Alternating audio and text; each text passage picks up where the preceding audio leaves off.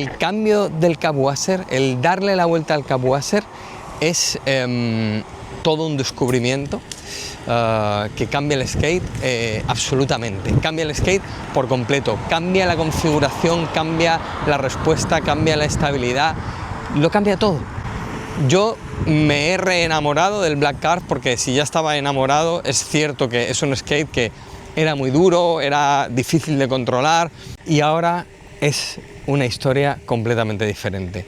Puedes hacer carving, puedes girar, mantienes la estabilidad de los bushings que hayas elegido y no tengo palabras porque yo era el primero que decía, ¿cómo voy a notar una sutileza de una tuerca, de una cosa que sujeta el bushing? No lo voy a notar. Pues se nota y se nota una barbaridad. Nos vemos en la comunidad de Telegram de skates eléctricos.